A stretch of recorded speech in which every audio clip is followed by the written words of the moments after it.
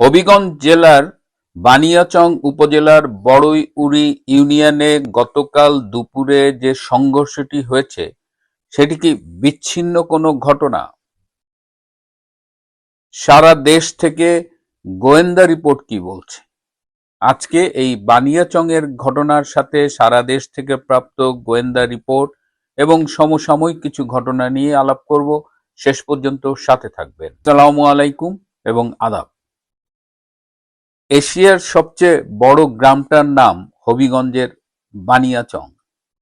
এটা এত বড় একটা গ্রাম যে পরবর্তীতে এটাকে 15টি ইউনিয়নে ভাগ করেছে এবং বানিয়াচং ইটসেলফ একটা উপজেলা। এই 15টা ইউনিয়নের একটা ইউনিয়ন হলো বড়ইউরি। এই বড়ইউরি ইউনিয়ন পরিষদে নির্বাচিত চেয়ারম্যান হলেন ফরিদ আহমেদ এবং এই ইউনিয়নের আওয়ামী লীগের সভাপতিও ফরিদ আহমেদ। ডক্টর ইউনূসের ইন্টারিম গভর্নমেন্টের আমলে এই ফরিদ আহমেদ গ্রেপ্তার হয়ে কারাগারে ছিলেন এবং তিনি সম্প্রতি মুক্তি পেয়েছেন। জামিনে মুক্তি পেয়ে তিনি যখন গ্রামে ফিরেছেন, হাজার হাজার লোক এসেছিল তাকে দেখতে। মানে তুমুল জনপ্রিয় এই ফরিদ আহমেদ, এবং তিনি তো নির্বাচিত চেয়ারম্যান, কিন্তু শুধু জনপ্রিয়তার কারণেই নয়, মানে যে পরিমাণ লোক তাকে দেখতে এসেছিল সেটা নাকি অভাবনীয়। তো তিনি যখন জেলে ছিলেন তখন সেখানে একজন যুবদল নেতা মিজানুর রহমান কপিল, তাকে ভারপ্রাপ্ত চেয়ারম্যানের দায়িত্ব দেওয়া হয়েছিল প্যানেল চেয়ারম্যান থেকে। তো ফরিদ আহমেদ ফিরে আসলে এই মিজানুর রহমান কপিল তার দায়িত্বটি ছাড়তে চাননি এবং এটি নিয়ে একেবারে মামলা পর্যন্ত গড়িয়েছে। তো গতকাল সোমবার মানবিক সহায়তা কর্মসূচির অধীনে নগদ টাকা এবং অন্যান্য চাল বিতরণ কর্মসূচি ছিল এবং সেখানে ফরিদ আহমেদ গিয়েছিলেন। তো ফরিদ আহমেদকে যেটা বলেছি, তাকে ঘিরে তিনি যেখানে যান প্রচুর লোক তার সাথে থাকে। তো সেখানে মিজানুর রহমান কপিলের লোকজন বাধা দেওয়ার চেষ্টা করে এবং তখন মানে নজিরবিহীন একটা সংঘর্ষ হয়েছে। প্রায় 3 ঘন্টারও বেশি চলমান এই সংঘর্ষে অর্ধশতাধিক আহত হয়েছে। এখানে বানিয়াচং থানার ওসি পর্যন্ত আহত হয়েছেন এবং আরো 2জন পুলিশ কর্মকর্তা আহত হয়েছেন, যারা পরবর্তীতে হাসপাতালে ভর্তি হয়েছেন চিকিৎসার জন্য। কেন বানিয়াচং এর এই ঘটনাটার কথা বলছি? যে বানিয়াচং এর ঘটনাটা যে খুব বিচ্ছিন্ন ঘটনা তা না। আপনি যদি সারা দেশের ট্রেন্ডগুলো দেখেন, নোয়াখালীর একটা ইউনিয়নে একটা মিছিলে লোক হয়েছে 4,500।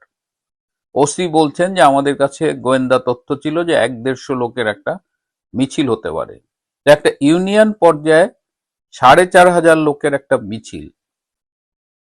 কুমিল্লায় আমরা দেখলাম যে চিটাং হাইওয়েতে বিশাল মিছিল, ঢাকায় মিছিল, চিটাগাঙে মিছিল, সারা দেশের বিভিন্ন জেলা শহরে, উপজেলা শহরে বিরাট বিরাট মিছিল হচ্ছে।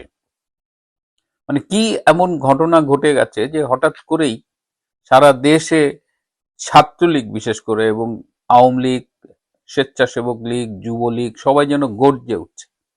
খুব রিসেন্টলি শেখ হাসিনা খুব দৃঢ়তার সাথে বলেছেন যে মাথা উঁচু করে তিনি বাংলাদেশে ফিরবেন, এবং তারপরেই আমরা এই পরিবর্তনগুলো দেখতে পাচ্ছি। নোয়াখালীর কথা যেটা বলছিলাম, সেখানে ছাত্রদল হামলা করেছে এবং ছাত্রলীগ পাল্টা জবাব দিয়েছে। ছাত্রদলের অনেকেই আহত হয়ে হাসপাতালে ভর্তি হয়েছে।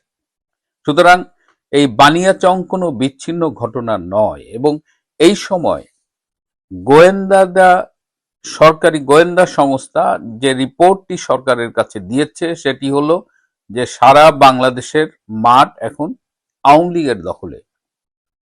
সেপ্টেম্বরে স্থানীয় সরকার নির্বাচন হবার একটা কথা ছিল, সেটি আবার 1 মাস পেছানো হয়েছে। এখন বলা হচ্ছে যে অক্টোবরে স্থানীয় সরকার নির্বাচন হবে। তো সেই প্রেক্ষিতে গোয়েন্দারা রিপোর্ট দিয়েছে যে বর্তমানে মাঠের যে অবস্থা, তাতে যে কোনো সুষ্ঠু নির্বাচনে হলে আওয়ামী লীগের জয় অনিবার্য, এবং মাঠে যেখানেই যায় সব আওয়ামী লীগের সমর্থক। একটা মিছিলের ছবি দেখলাম যে সেই মিছিল করছে এবং তার পাশে রাস্তার দুপাশে লোকজন দাঁড়িয়ে সেই মিছিলের প্রতি তাদের সমর্থন জানাচ্ছে। তাহলে মিছিলে যদি আমরা 1,000 লোক দেখি, তো রাস্তায় যে আরো 3-4 হাজার লোক থাকে তারা সেই মিছিলের প্রতি সংহতি প্রকাশ করছে। এই গোয়েন্দা রিপোর্ট পাওয়ার পরে সরকারের কিন্তু মানে কপালে ভাঁজ পড়েছে। কারণ তারা এতগুলো আসনে জিতলো, যদিও সেটা আর রাতের নির্বাচন বলা হয় না, এখন বলা হয় সন্ধ্যা রাতের নির্বাচন। মানে আগের দিন সন্ধ্যার থেকেই ভোট দেওয়া শুরু হয়েছিল, এবং সেই কারচুপির নির্বাচনের পরে এত দমন নির্যাতন চালানোর পরেও কিন্তু সরকার কোনো অবস্থাতেই আওয়ামী লীগকে দমিয়ে রাখতে পারছে না, এবং সারা দেশের মানুষ এখন, সংখ্যাগরিষ্ঠ মানুষ আওয়ামী লীগের সমর্থনে দাঁড়িয়ে গেছে। এবং ছাত্রলীগ, যুবলীগ, আওয়ামী লীগ, স্বেচ্ছাসেবক লীগ এবং অন্যান্য যারা আছেন তারা মোটামুটি দেখা যাচ্ছে যে অনেকটা নির্ভীক অবস্থায় নেমে গেছে, যে যা হয় হবে আর কি। আজকে মিডিয়ায় দেখলাম যে তারেক রহমান সরকারের তথ্য উপদেষ্টা ডক্টর জাহেদ, তিনি এই স্থানীয় সরকার পরিষদের নির্বাচন নিয়ে কথা বলছেন এবং সাংবাদিকদের প্রশ্নের জবাবে বলেছেন যে আওয়ামী লীগের কার্যক্রম নিষিদ্ধ, কিন্তু দলটা তো নিষিদ্ধ না, এবং আওয়ামী লীগের যে কেউ ব্যক্তি হিসেবে এই স্থানীয় সরকার নির্বাচনে অংশগ্রহণ করতে পারবেন। এবং এর আগে আওয়ামী লীগ আমলে যেমন দলীয় ভিত্তিতে প্রতীক নিয়ে নির্বাচনে অংশগ্রহণ করত, কিন্তু এবার কোন দল ভিত্তিক নির্বাচনে অংশগ্রহণের সুযোগ থাকছে না। এবার নির্দলীয়ভাবে স্থানীয় সরকার পরিষদে প্রার্থীরা প্রতিদ্বন্দ্বিতা করবেন, এবং সেই হিসেবে আওয়ামী লীগের যে কেউ এই নির্বাচনে যদি কোয়ালিফাই করে প্রার্থী হবার, তারা এখানে প্রতিদ্বন্দ্বিতা করতে পারবেন। তো এই কথাটি যে ডক্টর জাহেদ বললেন, এটা কি আউট অফ নোওয়্যার বললেন, নাকি এটার পেছনে অনেকগুলো কারণ আছে? একদিকে তো মাঠের বাস্তবতা, আরেকটা বিষয় হলো যে আওয়ামী লীগের কার্যক্রমের উপরে যে অবৈধভাবে নিষেধাজ্ঞাটা আরোপ করা হয়েছিল, সেটা তো অনেকদিন ধরে আমরা শুনছি এটা তুলে নেওয়া হবে, কিভাবে তুলে নেওয়া হবে, বা এটার জন্য আসলে আওয়ামী লীগ এখন আর বসে নেই। এটা এই নিষেধাজ্ঞা কতখানি কার্যকর সেটা নিয়েও আজকাল কথা উঠছে। সুতরাং আমি অবাক হব না যদি এটা দেখি যে এই নির্বাচনে অংশগ্রহণ এবং এরই ধারাবাহিকতায় আওয়ামী লীগের উপরে যে কার্যক্রমের উপরে যে নিষেধাজ্ঞা, সেটিও প্রত্যাহার করে নেওয়া হয়। এবং এই প্রত্যাহারের বিষয়ে জাতীয় এবং আন্তর্জাতিকভাবে কিন্তু তারেক রহমান সরকারের উপরে একটা বিশাল চাপ আছে। বন্ধুরা, আজ এ পর্যন্তই। ভালো থাকবেন, সুস্থ থাকবেন, তার চেয়েও জরুরি হলো নিরাপদে থাকবেন। সবাইকে অনেক ধন্যবাদ।